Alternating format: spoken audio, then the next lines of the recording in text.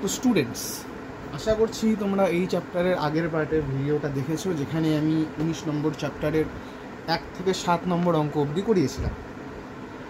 আজকে এই ভিডিওতে, অর্থাৎ পার্ট 2 ভিডিওতে আমরা 8 থেকে 14 দাগের অঙ্ক করব। তাহলে প্রশ্নগুলি প্রথমে একটু দেখে নেওয়া যাক। ফার্স্ট কোয়েশ্চেন কী আছে, মানে অর্থাৎ 8 দাগের প্রশ্নটি বলেছে 830কে এমন দুটি অংশে ভাগ করি যেন একটি অংশের 30% অপর অংশের 40% অপেক্ষা 4 বেশি। তাহলে আমি সিম্পলি কি করব, আগের দিন আমি বলেছিলাম যে আমরা ফার্স্টে পার্টগুলোকে ডিভাইড করে নেব। কীরকম করে ডিভাইড করব, যে যা যা স্টেটমেন্ট দেওয়া আছে সেগুলোকে আমরা পার্ট বাই পার্ট লিখে নেব। তা বলেছে দুটি অংশে ভাগ করেছি আমি। আচ্ছা, দুটি অংশে যদি ভাগ করে থাকি আমি, তাহলে আমি মনে করি একটি অংশ এক্স, মনে করি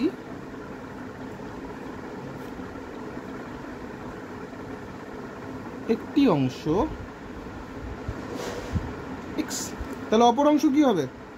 সুতরাং অপর অংশটি, যেহেতু আমরা 830 থেকে ভাগ করেছি, তার মানে অপর অংশটি কি এক্স মাইনাস করলেই পেয়ে যাব আমি 830 মাইনাস এক্স, তাই তো?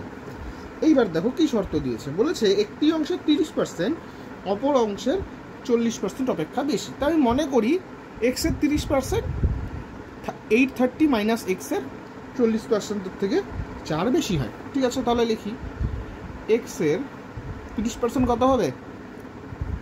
এক্স গুণ 30/100।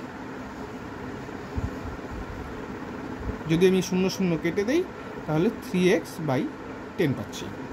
আবার 830 মাইনাস এক্সের 40%, এর 40% কত হচ্ছে? 830 মাইনাস এক্স ইন্টু 40/100। এই 10 এই 0 আর এই 0 কেটে দিচ্ছি। আচ্ছা, এবার এখানে তোমরা চাইলে কেটে নিতে পারো, এই 2 দিয়ে কেটে দিতে পারো, কিন্তু আমি কাটছি না, আমার সুবিধার্থে দেখাচ্ছি কেন সুবিধার্থে আমি কাটলাম। প্রশ্নানুসারে কি বলেছে দেখে নি।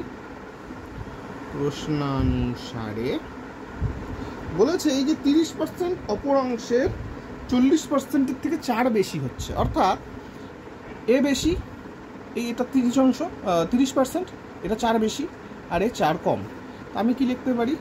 3x/10 equal to 830 minus x into 4/10। আচ্ছা, এবার কে 4 বেশি? এ 4 বেশি, তাহলে এর সাথে যদি আমি 4 যোগ করি তাহলে এরা দুজন সমান হয়ে যাবে, সমান সমানের এক পাশ আরেক পাশ সমান হয়ে যাচ্ছে, আমি 4 পাশে লিখে দিচ্ছি।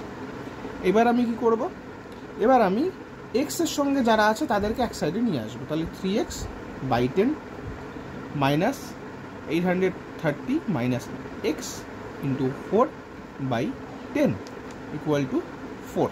ওকে, এবার হচ্ছে আমি দেখো নিচের দুটোই সমান, হরগুলো সমান হয়ে গেছে আমার, তাহলে নিচে 10 আসলো, যেহেতু 10 আছে 10 দিয়ে ভাগ করলে 1 হয়, সেই 1 এর সাথে গুণ হবে, অর্থাৎ 3xই থাকছে। আর এদের ক্ষেত্রেও তাই, 10 দিয়ে ভাগ হলে ওই একই গুণ হচ্ছে। এবার আমি এদের দুজনকে গুণ করে দেবো। 4 সঙ্গে 830 যদি আমি গুণ করি,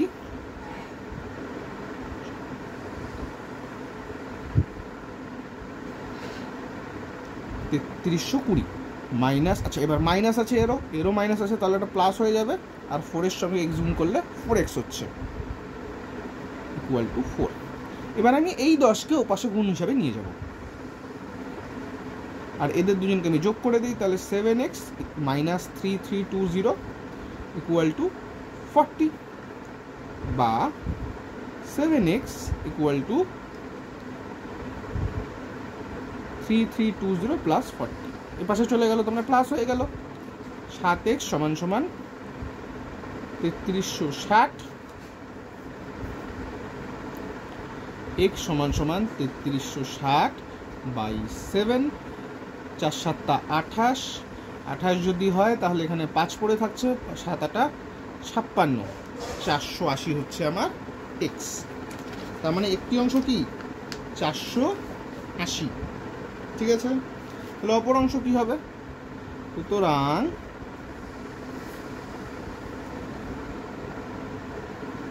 একটি অংশ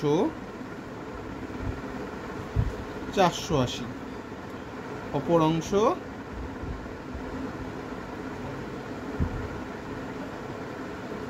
কত হচ্ছে আমার, কত ছিল 830 মাইনাস এক্স ছিল, তাহলে 830 থেকে 480 আমি বিয়োগ করে দেই, তাহলে কত পড়ে থাকছে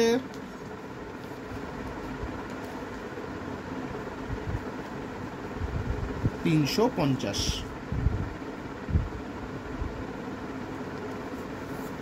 ব্যাস হয়ে গেল 8 নম্বর অঙ্ক। এবার আমরা 9 দাগের অঙ্ক করব।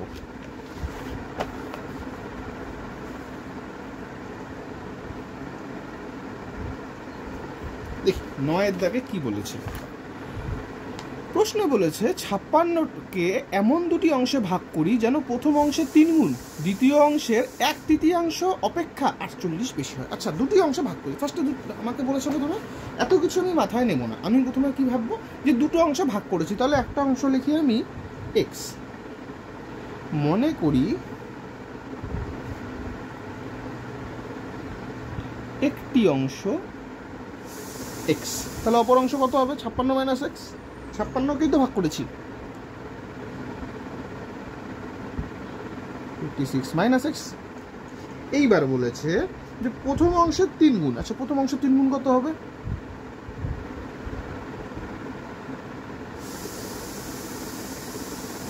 কত হবে x multiply 3 equal two 3x। আর বলেছে দ্বিতীয় অংশের 1/3। আচ্ছা, দ্বিতীয় অংশের 1/3 কত হচ্ছে,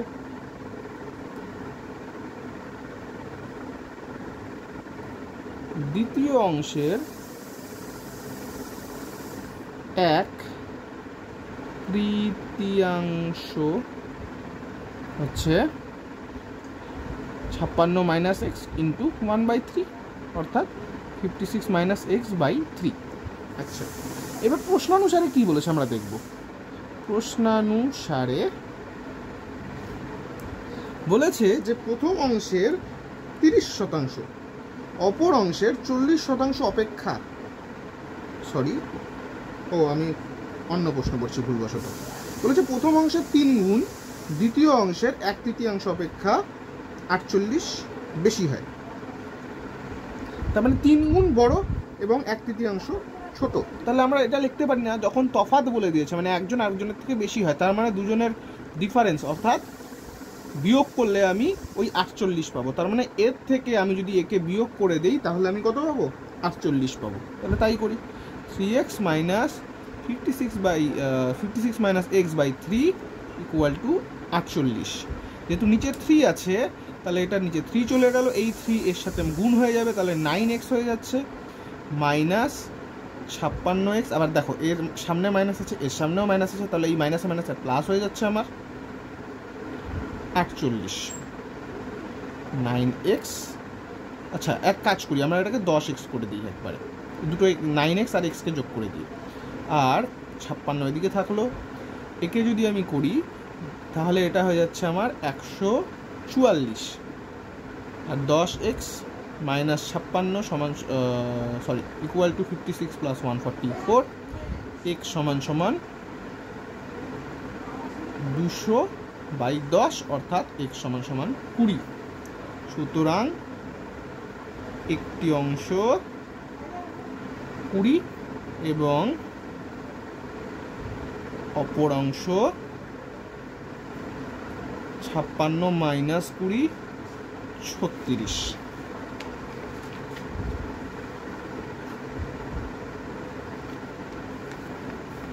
এবার আমরা 10 নম্বর অঙ্ক করব। কি বলেছে, একটি দ্বন্দ্বের 1/5 অংশ কাদায় আছে, 3/5 অংশ জলে আছে এবং অবশিষ্ট 5 মিটার জলের উপর আছে। তাহলে দ্বন্দ্বটির দৈর্ঘ্য হিসাব করতে বলেছে। আচ্ছা,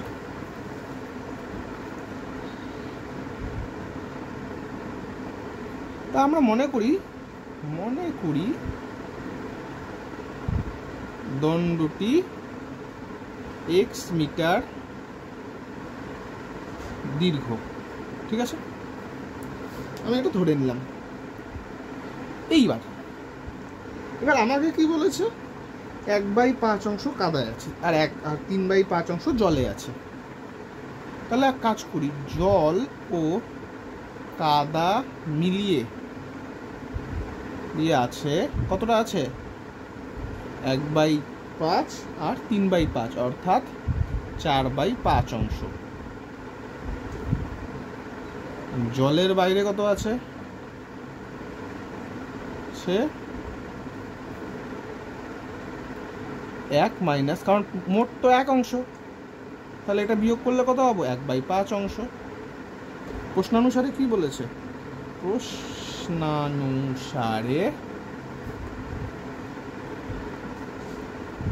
এই এক্স এর 1/5 অংশ, এক্স এর 1/5 অংশ সমান সমান কত, 5।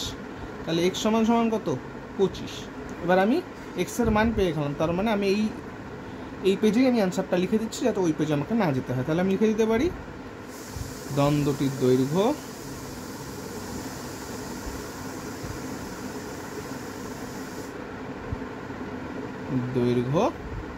25 মিটার।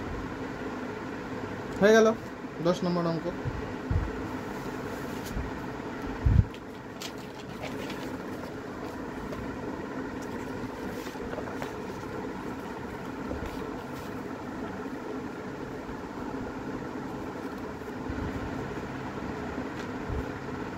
এবার আমরা 11 নম্বর অঙ্ক করব। তাহলে 11 নম্বর অঙ্কটা কি বলেছে দেখি। বলেছে আমার বাবার বর্তমান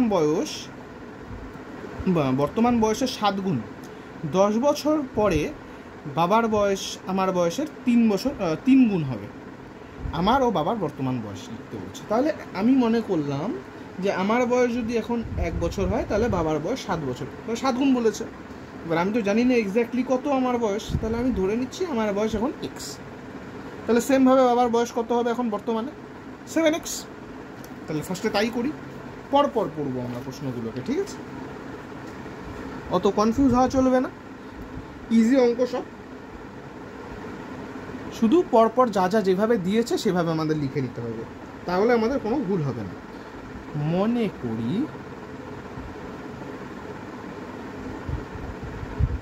আমার বয়স, আমার বর্তমান বয়স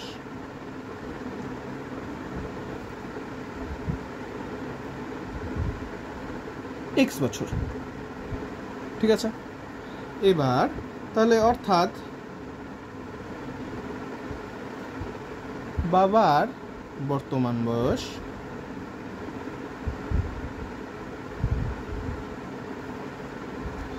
x গুণ 7, 7x বছর। এবার বলেছে 10 বছর পরে বাবার বয়স আমার বয়সের 3 গুণ হবে। আচ্ছা, তাহলে 10 বছর পরে কি হওয়া উচিত? 10 বছর পর আমার যদি এখন বয়স 10 বছর হয়, তাহলে 10 বছর পরে আমার বয়স 20 বছর হবে অবভিয়াসলি। বা আমার বয়স যদি এখন 5 বছর হয়, তাহলে 10 বছর পরে আমার বয়স 15 বছর হবে। তাহলে আমার বয়স এখন x বছর, তাহলে আমার 10 বছর পরে বয়স কত হবে, x + 10।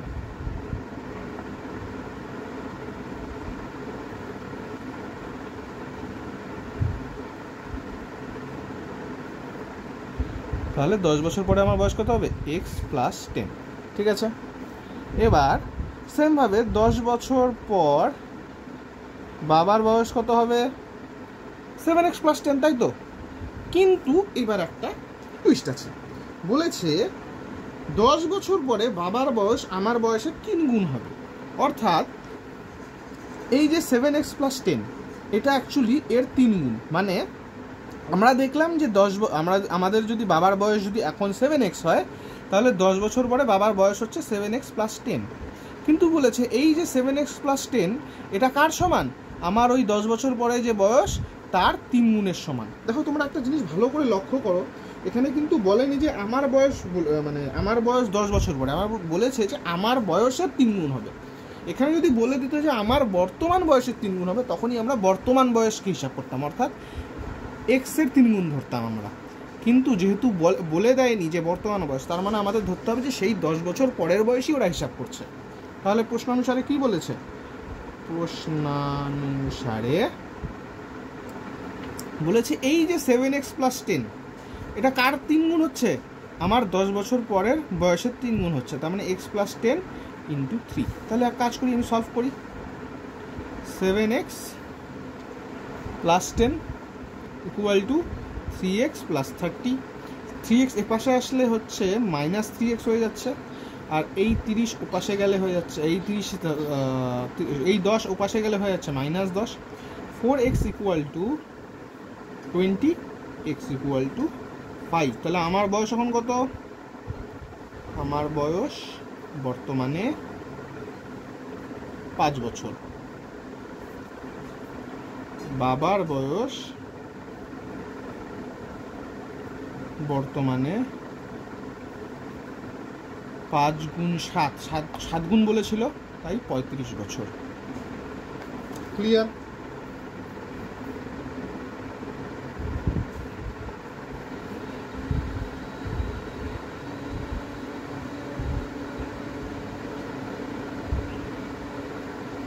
নেক্সট, এটা দেখো তোমাদের উদাহরণের অঙ্কগুলোর মতনই এক্স্যাক্টলি আছে, তাও আমি তোমাদের করিয়ে দিচ্ছি। 12 নম্বর অঙ্ক বলেছে, আমার মামা 1000 টাকার একটি চেক ব্যাংক থেকে ভাঙলেন। তিনি কয়েকটি 5 টাকার নোট ও কয়েকটি 10 টাকার নোট পেলেন। বলেছে যদি মামা মোট 137টি নোট পেয়ে থাকেন তাহলে কতগুলি 5 টাকার নোট পেলেন দেখি। আচ্ছা, এই যে 137 বলেছে, এই 137-এর মধ্যে কে 5 আর 10 2 টাকারই নোট ঢুকে আছে, তাই তো? ঠিক আছে, তাহলে তাই করা যাক।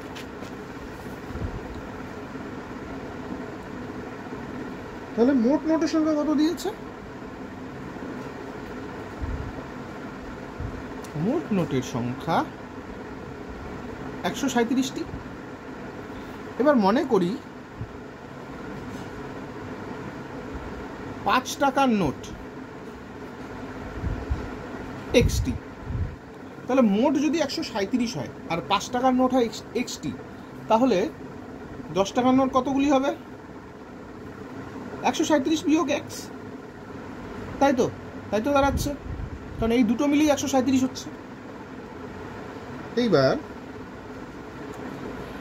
এক্সটা 5 টাকার নোট আছে, এবার এটাকে তুমি এমনভাবে ভাবো, তোমার কাছে 4টা 5 টাকার নোট আছে, তাহলে 5 টাকার নোটে মোট টাকা কত পাচ্ছ তুমি?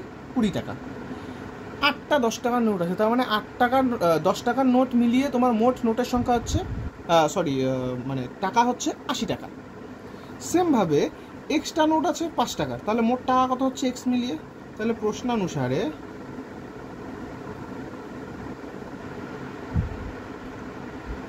তাহলে এক্সটি নোট আছে 5 টাকার, তাহলে এক্স গুণ 5 যোগ 137টি নোট আছে, 137 মাইনাস এক্সটি নোট আছে 10 টাকার। এরা দুইজন মিলিয়ে মানে 5 টাকার এক্সটি নোট মিলিয়ে যত হচ্ছে, গুণ করে যত হচ্ছে, এবং 10 টাকার এতগুলি নোট গুণ করে যত হচ্ছে, সেটা সবটা মিলিয়ে তো 1000 টাকার ওই যে চেকের সমান হবে। নাহলে যদি বেশি হয়ে যায় গুণ করার পরে, তাহলে কি মিলল ব্যাপারটা? তুমি দোকানদারকে তুমি 200 টাকা দিলে, কিন্তু দোকানদার তোমায় খুচরো খাচরি মিলিয়ে দেখা গেলো 220 টাকা দিল, তাহলে কি হবে? নিশ্চয়ই হবে না। তোমার খুচরো দরকার 200 টাকারই। তাহলে এই দুজনকে মিলিয়ে আমার 1000 টাকা হচ্ছে, তার মানে এক্স গুণ 5 টাকার মোট কয়েন মিলিয়ে কত টাকা হচ্ছে সেটা হিসাব করলাম, এবং 10 টাকার নোট মিলিয়ে কত টাকা হচ্ছে সেটা আমি হিসাব করলাম। তাহলে পাচ্ছি কত? এক্স গুণ 5 মানে 5x, আর 10 দিয়ে গুণ করলে 1370 মাইনাস 10x ইকুয়াল টু 1000। এবার যেহেতু এ বড়, তাহলে মাইনাস 5x হয়ে যাচ্ছে, plus 5x minus 10x minus 5x হচ্ছে। আর এই 1000কে 1000-এর মতো রাখলাম, এই 1370কে আমি উপাশে নিয়ে গেলাম, এটি প্লাস হিসেবে ছিল, তাহলে মাইনাস হয়ে যাচ্ছে। তাহলে মাইনাস 5x সমান সমান মাইনাস 370। ঠিক আছে, এবার এই মাইনাস কেটে দিলাম আমরা। এবার x সমান সমান কত হচ্ছে? x সমান সমান হচ্ছে 370/5, কারণ 5x ছিল, তাহলে ওপাশে গিয়ে ভাগ হয়ে গেল।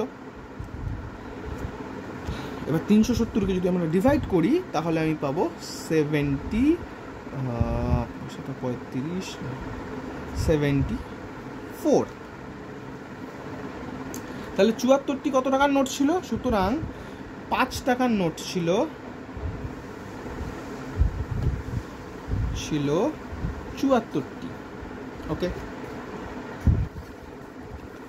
আর মোট ছিল 137টা নোট, সুতরাং 10 টাকার নোট ছিল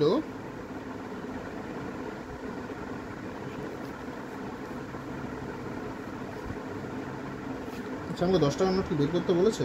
বের করতে বলেনি, তো আমি বিয়োগ করে বের করে দিচ্ছি। 137 থেকে যদি আমি 74 বিয়োগ করি তাহলে কত হচ্ছে?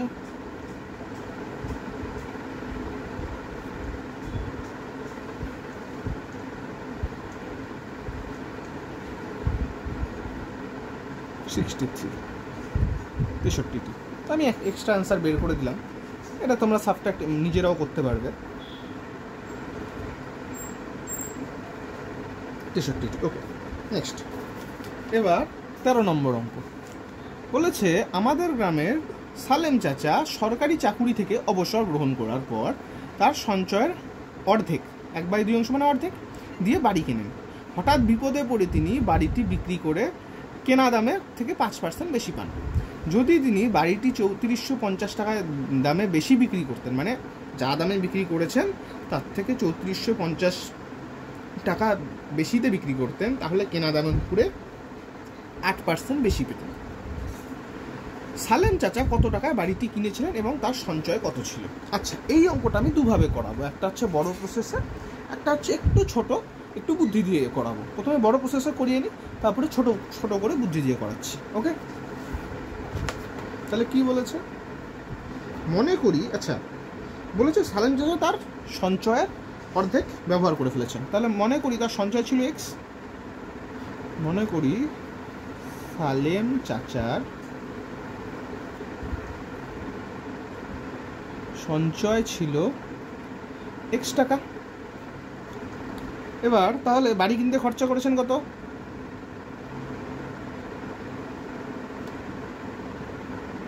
খরচ করলেন এক্স ইন্টু 1/2, x/2 টাকা। তিনি বাড়ি বিক্রি করলেন কততে? তিনি বাড়ি বিক্রি করলেন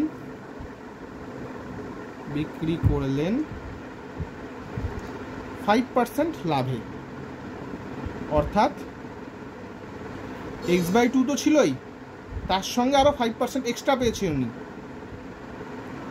5/100। এই দামে তিনি বাড়িটা বিক্রি করলেন।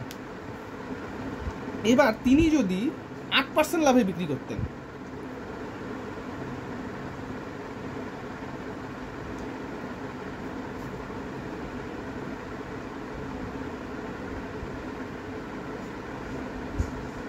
তাহলে কত পেতেন উনি?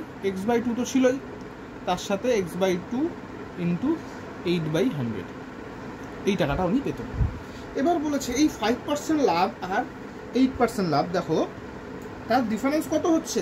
3450 টাকা। কারণ কি বলেছে যে 5% লাভে যে বিক্রি করেছেন তিনি আরও 3450 টাকাতে বেশি দামে বিক্রি করলে 8% লাভ হতো তার। তার মানে এই দুটো বিক্রয়ের যে পার্সেন্টেজের কথা বলা হচ্ছে, 5% আর 8%-এর যে কথা বলা হয়েছে, তাদের মধ্যে তফাৎ কত হচ্ছে? 3450 টাকা। তাহলে আমি লিখতে পারি এটার থেকে এটা বিয়োগ করলে 3450 টাকা হয়। মানে তার যদি বিক্রয় করতো 8%-এ সেটার যা মূল্য, আর বিক্রি করেছে 5%-এ, সেটার মূল্য কি? তফাৎ 3450 টাকা। তাহলে করে ফেলি,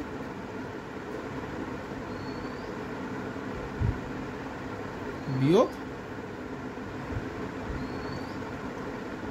আচ্ছা দেখো, এখানে আমি ডাইরেক্ট মাইনাস চিহ্ন দিচ্ছি, যেহেতু এখানে প্লাস ছিল। এবার যখন আমি যদি ডবল ব্র্যাকেট ইউজ করতাম তাহলে এটা অটোমেটিক্যালি ব্র্যাকেট তোলার পরে মাইনাস হয়ে যেত, তাই আমি ডাইরেক্ট মাইনাস করে দিচ্ছি। আচ্ছা, প্রশ্নানুসারে লিখিনি আমি এখানে x/2 ইন্টু 5/100, এটা কত বলেছে? 3450 বলেছে। ঠিক আছে, তা এই x/2 তো কেটেই যাচ্ছে, কারণ প্লাস আছে একটা মাইনাস আছে। তাহলে 1 থেকে 1 বিয়োগ করলে 0, 2 থেকে 2 বিয়োগ করলে 0, তেমনি x/2 থেকে x/2 বিয়োগ করলে 0। আচ্ছা, এইবার আমরা এই জায়গাটায় যাব। দেখো x/2 ইন্টু 8/100 যদি করি আমি, 8x/200 হচ্ছে, আর এদিকে এদের যদি গুণ করি 5x/200 হচ্ছে, ইকুয়াল টু 3450। 200 নিচে সমান, তাহলে আমার কোনো সমস্যা নেই, সেম থাকলো। 8x থেকে 5x বিয়োগ করতে হবে, 3450 হচ্ছে 3x, আর এই 200 ওপাশে চলে যাচ্ছে, 3450 গুণ 200। আচ্ছা, এবার 3x থেকে আমি 3 দিয়ে কাটবো, 3 দিয়ে কাটি 1 1 0, তাহলে এটা হচ্ছে 2 3 0 0 0 0, তাহলে x সমান সমান এত টাকা। তাহলে এটা তার সঞ্চয় ছিল, এই x সমান সমান 2,30,000 টাকা তার সঞ্চয় ছিল। সুতরাং তার সঞ্চয় ছিল 2,30,000 টাকা। বাড়ি কিনতে কত খরচ করেছিল? খরচ ছিল এর অর্ধেক, তাহলে 2,30,000 ভাগ 2, 1,1,5,0,0,0, ঠিক আছে, এটা টাকা। এবার আমি একটু আগে কি বলেছিলাম যে তোমাদের আমি এই অঙ্কটাই আরেকভাবে করাবো, তা সেই আরেকভাবেটা এখন আমি দেখাচ্ছি। ওকে,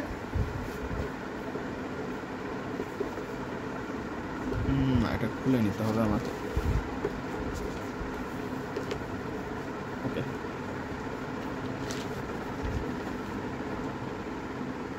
এই আরেকভাবে কিভাবে করবো সেটা আমি এখন দেখাবো। আচ্ছা, এবার তোমরা প্রশ্নটা আরেকবার ভালো করে পড়ো। কি বলেছে? বলেছে যে এই যে 5% লাভে তিনি বিক্রি করলেন, আর যদি তিনি 8% লাভে বিক্রি করতেন, সেই এই দুই ক্ষেত্রে বিক্রি করার মধ্যে তাদের তফাৎ তার কত হতো? 3450 টাকা। এবার একটা জিনিস আমাকে বলো তোমরা, বা তুমি নিজেরাই ভেবে দেখো, যে এই যে 5% লাভ আর 8% লাভ, দুই ক্ষেত্রে কিন্তু মূল টাকাটা সমান থাকছে, দুই ক্ষেত্রেই থাকছে। তার মানে আমি যদি 100 টাকায় বিক্রি করি, মানে 100 টাকায় জিনিসটা কিনে থাকি, তাহলে 5% লাভে বিক্রি করলে আমি 105 টাকায় বিক্রি করছি, আর 8% লাভে বিক্রি করলে আমি 108 টাকায় বিক্রি করছি। কিন্তু এই 105 থেকে দেখো 100, মানে আমার যেটা মূল খরচ ছিল 100, আর ওই 108 থেকে দেখো 100 আবারও যেটা মূল খরচ ছিল, সেটা দুই ক্ষেত্রেই রয়ে গেছে সমান। তাহলে সেই 100 আমি কেন হিসাব করবো? আমি দেখবো যে 5% আর 8%-এ আমার তফাৎ হচ্ছে 3450 টাকা। আর তাহলে পার্সেন্টেজে কত তফাৎ হলো? 3%-এর তফাৎ হলো। তার মানে সেই 3%-এর জন্য আমার তফাৎ হচ্ছে 3450 টাকা। তাহলে 3% হচ্ছে আমার লাভ হতো, আর আমার মোট খরচ কত? 100%। তাহলে 100% যদি আমার মোট খরচ হয়, তাহলে সেটা আমি 3% থেকে ঐকিক নিয়মের মতো 100% বের করে নেবো, ব্যাস শেষ। আমার কোনোভাবেই কোনো মানে এত কিছু করার প্রয়োজন পড়ে না। চলো দেখাই আমি আবারও দেখাচ্ছি এই সেম অঙ্ক। মনে করি প্রথম অংশটা সেমই থাকবে, সঞ্চয় ছিল, আমি এখন আর অত বেশি লিখছি না বোঝানোর জন্য, ছিল x টাকা। বাড়ি কিনতে খরচ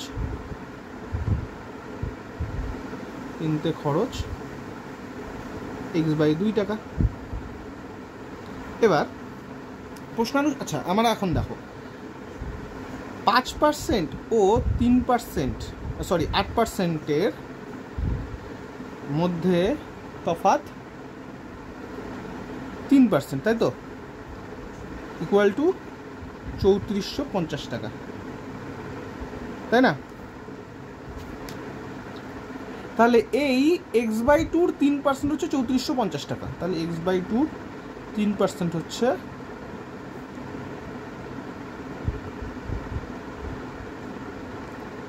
3450 টাকা। তাহলে আমি x কত বের করে ফেলি?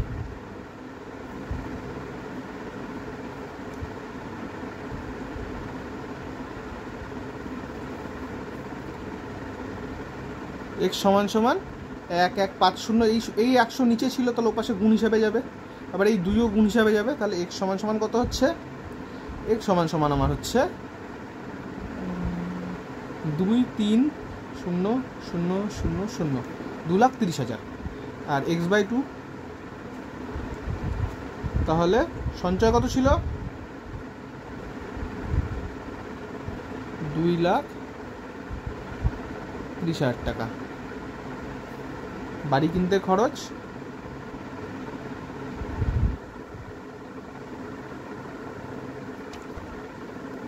বাড়ি কিনতে খরচ 2,30,000 বাই 2 সমান সমান 1,1,5,0,0 টাকা। ওকে, আশা করি এটাও ক্লিয়ার একদম।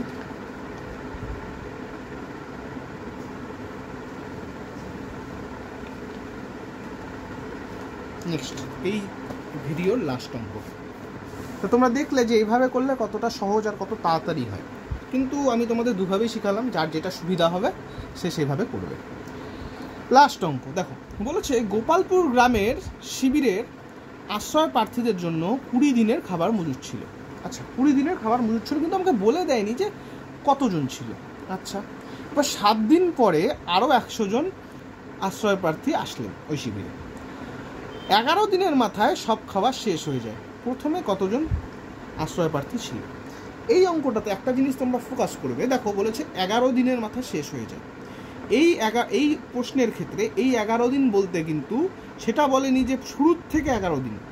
এই 11 দিন বলতে ওরা বোঝাতে চেয়েছে যে 7 দিন পরে যখন আসলো তখন থেকে 11 দিন। প্রশ্নটা পড়লে মনে হতে পারে তোমাদের যে শুরুর থেকে 11 দিন, অর্থাৎ 7 দিন চলে গেছে আর 4 দিন পরেই খাবার শেষ হয়ে গেছে, কিন্তু বিষয়টা তা নয়। আমি করে দেখেছি, বিষয়টা সেটা নয়। এখানে প্রশ্নের ক্ষেত্রে এটা ওরা বোঝাতে চেয়েছে যে 20 দিনের মধ্যে 7 দিন তো হয়ে গেল, তারপরে আরও ওই লোক আসার পরে আরও 11 দিন চলেছে, তার মানে 18তম দিনে গিয়ে খাবারটা শেষ হয়ে গেছে।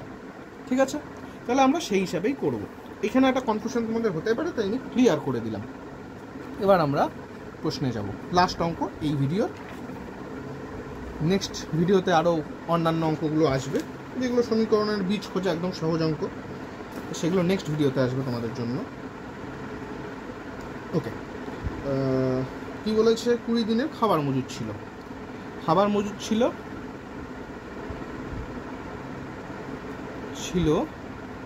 20 দিনের, তাই তো? 7 দিন পর খাবার মজুদ বাকি থাকে 13 দিনের, তাই না?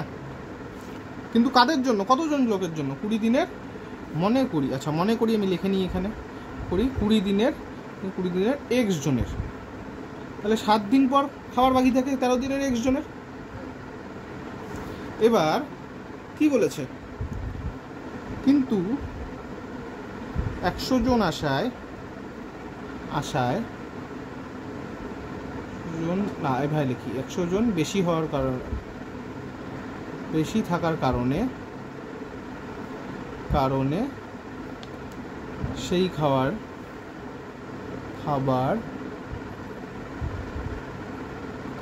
চলে মাত্র 11 দিন। সুতরাং প্রশ্নানুসারে, আচ্ছা একটা জিনিস আমাকে বলো তোমরা, যে এই যে 13 দিনের খাবার ছিল, 13 দিনের খাবার x জনের ছিল, আর 11 দিনের খাবার কত x + 100 জনের ছিল, তাহলে সেই খাবারের পরিমাণটা তো সেমই। তাহলে আমরা বলতে পারি না 13 দিনের x জনের যত খাবার ছিল আর 11 দিনের x + 100 জনের সেম পরিমাণ খাবার ছিল। তাহলে এটা আমি এই সমীকরণটা তৈরি করতে পারি। তাহলে 13x = 11x + 1100। ওকে, এবার এটাকে যদি আমি এই পাশে পাঠাই তাহলে পড়ে থাকে আমার 2x আর 1100 পড়ে থাকে। x সমান 1100/2 সমান 550। তাহলে x কে ছিল শুরুতে কতজন ছিল? সুতরাং শিবিরে প্রথমে 550 জন আশ্রয় প্রার্থী ছিল।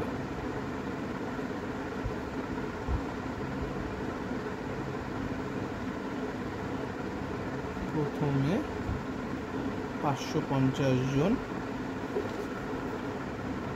আশ্রয় প্রার্থী ছিলেন। তাহলে এর সাথে আমাদের এই ভিডিওটি শেষ হলো। নেক্সট ভিডিওতে তোমাদের 15 দাগের সবগুলি অঙ্ক আমি পরপর করিয়ে দেব, অথবা চেষ্টা করব আমি একটি ভিডিওতে শেষ করার। যদি সেক্ষেত্রে না হয় তখন আমাকে আরেকটি ভিডিও এক্সটেন্ড করতে হতে পারে। আমি চেষ্টা করব তবে যে এই ভিডিওতে যেন শেষ হয়ে যায়।